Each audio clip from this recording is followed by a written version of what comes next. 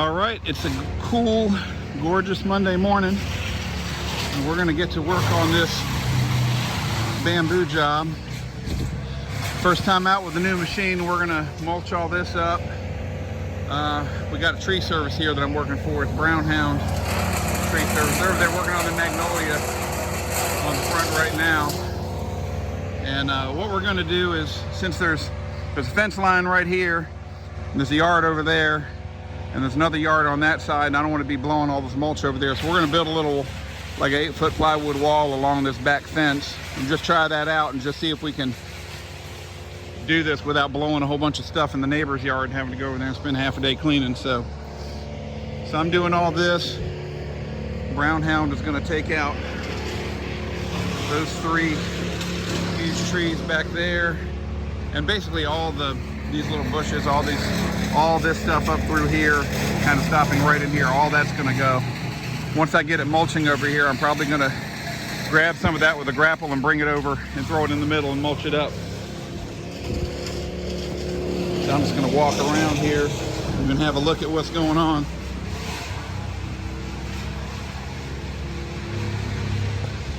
Yeah, so these are the ones they're here to get, but we're gonna go ahead and take out these bushes, all this stuff.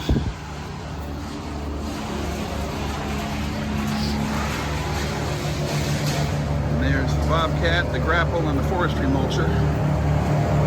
There they are. Brown Hound tree service up in the bucket.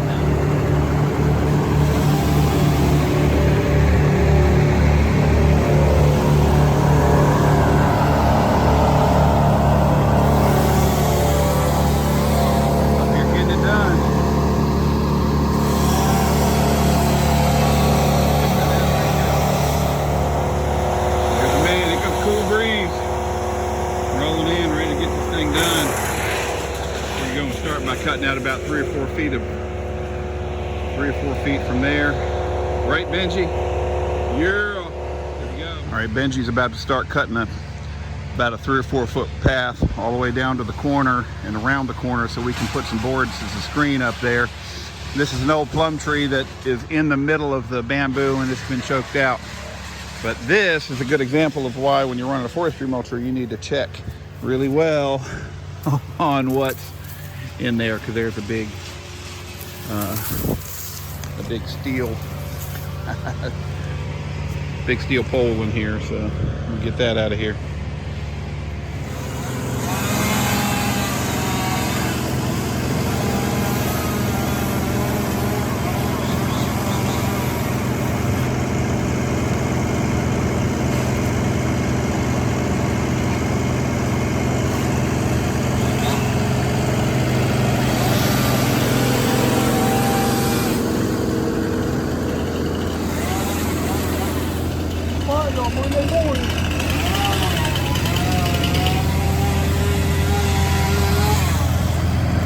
What Jamie does.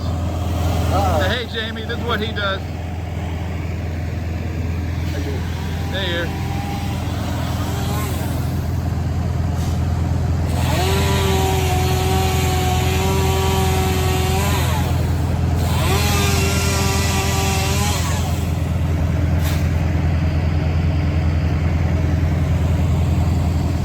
Alright, so this is what we're working on over here. Make a little path down here. I'm starting to bring the wood in. Benji's just finishing up cutting it away from the fence, and we're going to just kind of tack these things together, and then it'll keep everything from shooting across the fence, especially that way, because there's a nice yard down there. Right here it's not. There's a little carport here, but it's kind of woodsy back here, but over there's a nice yard. So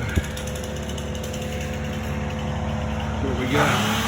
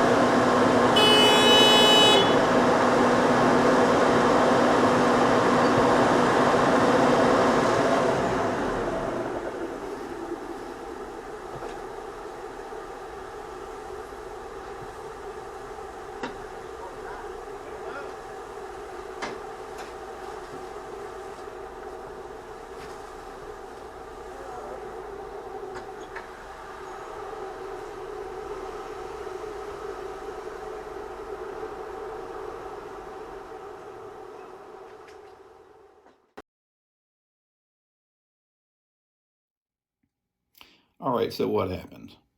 Uh, Here I am on my first job. I'm very excited to be out in, in the new machine, and 4 minutes in. Um, I'm not sure if Bobcat really wants me to show you this, but it happened. It's part of the story. Um, but Bobcat did take good care of me, and it turned out it wasn't that big of a deal in the end. But at the time, of course, there was a few minutes. There were a few moments there where I thought maybe I'm about to die a fiery death. So fortunately, that didn't happen. Maybe my new machine actually, has blown up, and here I am, 6 figures in with a machine and it really wasn't bad at all. It was a very simple fix. It was a little tricky, and kudos to the Bobcat crew here in Roanoke. They dropped everything they were doing, and it was all hands on deck to get this thing fixed. They sent a guy out with 5 gallons of hydrostatic fluid because all the fluid was out. It wasn't completely empty, but it was mostly empty. There was fluid just laying all over the ground. And the machine wouldn't run at all. It just gave me critical error and shut down. It just wouldn't even run. So we put a couple gallons of hydrostatic fluid in it, and that got me enough drive to get me around to the front of the house from the back of the house, put it on the trailer. We checked it again, and it was already empty. So we had 2 gallons of hydrostatic fluid from the back to the front of the house. So, and then we got it to Bobcat, and then we had to put 2 more gallons in it to get it off the trailer and get it in for him to look at. And it turns out in the end, they said there was a bolt that was missing that was holding something together, and inside that something it was holding together, I guess there was an O-ring, and the O-ring came out of place and opened up, and all the hydrostatic fluid came out, and of course it flowed everywhere, including the engine compartment, and that's what you get. So as soon as they found it, and I dropped it off there, and I went to have lunch. All their mechanics were congregated around the back of the machine, trying to figure it out. Once they figured out what was missing, they had it fixed lickety split, and 2 hours later, I was back in the machine hauling it back to the job. So I lost about 4 hours of production time between the time it happened and the time I got back on the job, or so, maybe 5, which wasn't ideal, but I appreciated the work that Bobcat put into that to get me back operational pretty much immediately. Now, in case you're wondering exactly what I did in the video, because I show it, I keep it running all the way until I get out, and you'll notice there's a gap of time in there, before I get out. Of course, I immediately smelled smoke. When it happened, I first saw the smoke and wondered if I might have hit a rock or something and caused the poof, but just a split second later, I could already smell the smoke and realized something was not right. And then I looked behind me and saw smoke pouring out, and it got out of there as quick as I could. The one mistake I made was that I turned off the engine before I got the arm all the way down, and immediately recognized that is a mistake. And so I started thinking about, okay, what are my options for getting out of here? And several things popped into mind all at the same time. The most standard thing is turn the engine back on, get the joystick working, put the arm down, and just step out of the machine. So I thought, well, let me try that first. So you can see I turned it off. I immediately turned it back on. The problem is it was such a critical error that the machine already was not, it didn't want to do it. So I turned it back on, I hit the green button, I pushed the joystick forward, nothing happened, I just got an error. So the machine was already in critical mode at that point. And then I just looked around, because again, cockpit's filling up with smoke. I'm looking around, and all the tree crew, Benji, everyone was gone. There was nobody inside of me, so I beeped the horn just to get somebody over there, just in case, something bad happened. And then I realized, okay, now I have to use the sort of that emergency release button, to let the hydraulics down. So I thought, okay, I don't need the engine on, so I turn the engine back off. Right then, Benji comes up, and so I twist and pull the little red knob, and the arm lowered down, and then I was able to step out. If the arm had been caught on something, I've had that happen before, where you try to let the arm down, but it's actually resting on something that won't go all the way down. Then you just have to twist the knobs on the window and pop the glass out and just step out that way. So that would have been the third option. But fortunately, the arm went all the way down. I was able to step out. So anyway, but there is a little gap of time there, and during that little gap of time, I was fervently wishing to be outside of the machine. I may do a quick follow-up video to this when I get home with regard to safety and being in that driver's compartment. You kind of feel trapped in there. You're not really, but you know, when something bad happens, you do need to know what your options are. And so I may go over those things. I think the fact that the door won't open if the arm is not all the way down that's just an issue that probably needs to be fixed. It's an issue on almost all the skid steers.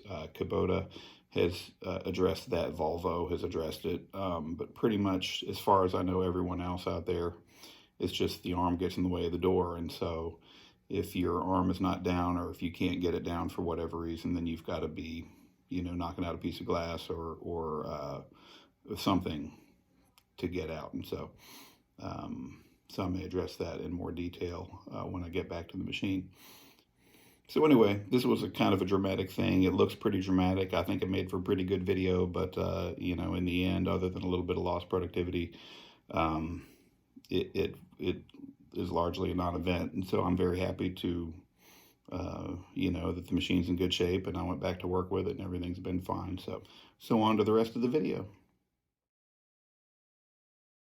All right, we're at the end of day one here. I'm going to do a little bit more, but I had a big problem with the Bobcat and lost most of the day. I did about 5 minutes worth of mulching and had to go and get a problem fixed, and all the hydraulic fluid came out, and turned out it was just missing a bolt. So anyway, but I got started on here, and I'm going to go jump in and see if I can do some more.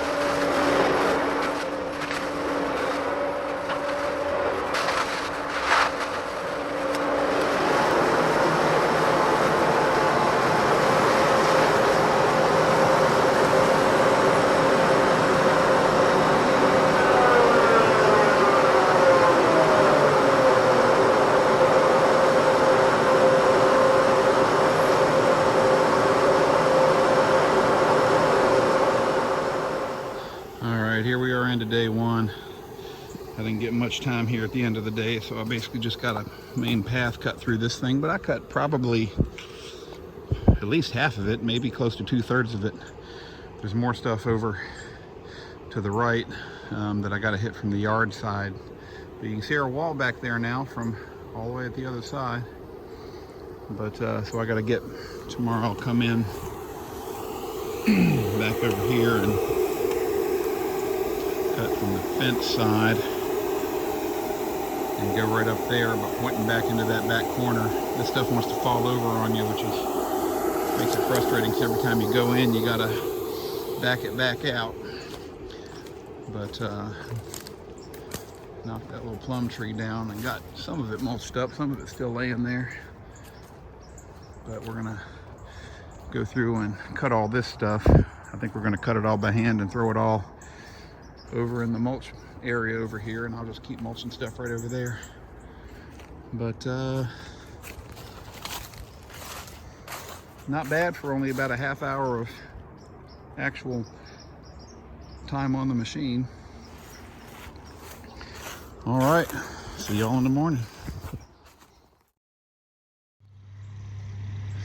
All right, we're back for day 2, just getting set up. Tree guys are getting everything warmed up over there, and so I'm gonna come in here and do some more cutting and get Benji over here probably working on these things. We'll see if we can get this thing knocked out in the next few hours.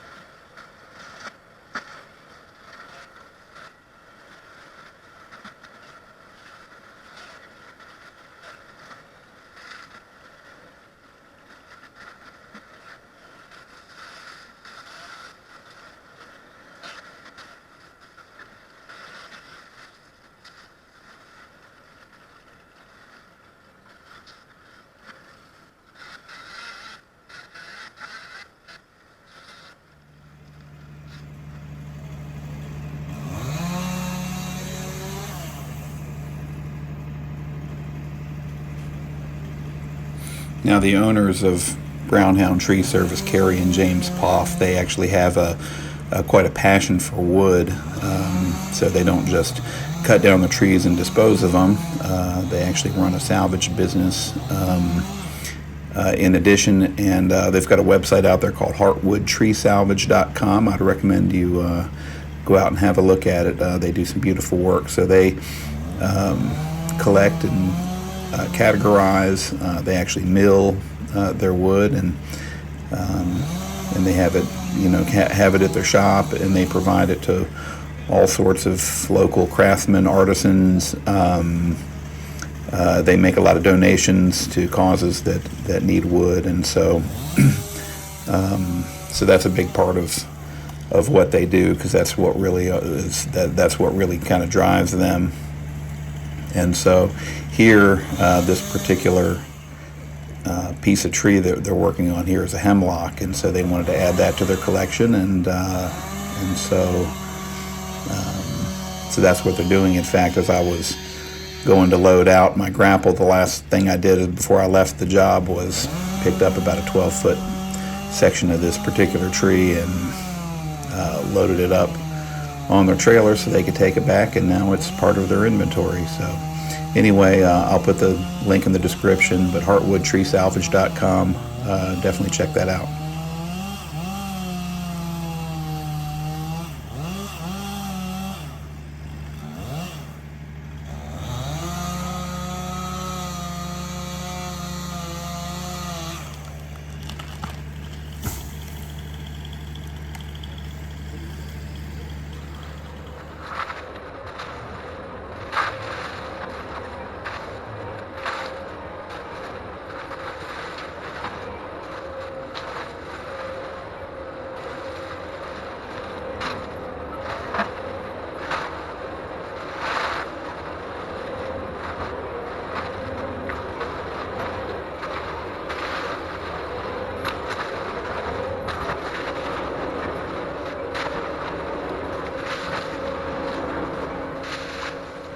All right, before I wrap this up, I want to give a couple of shout outs.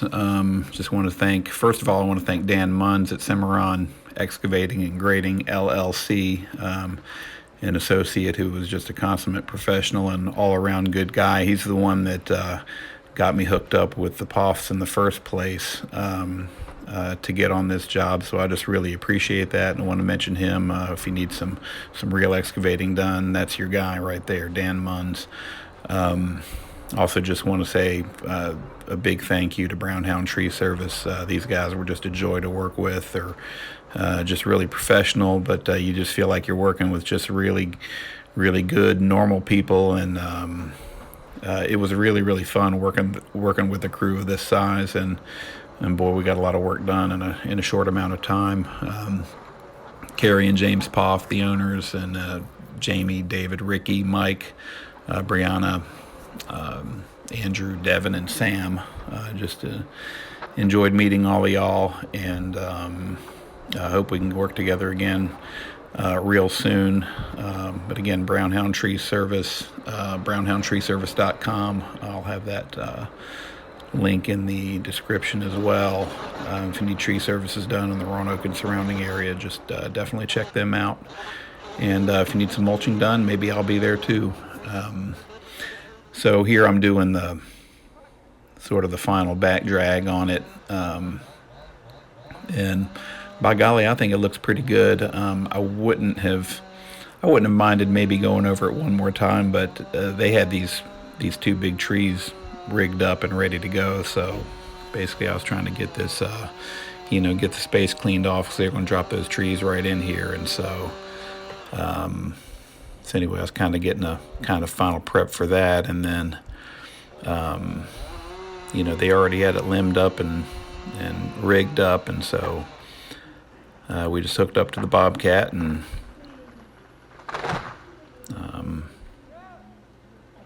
pulled them on down.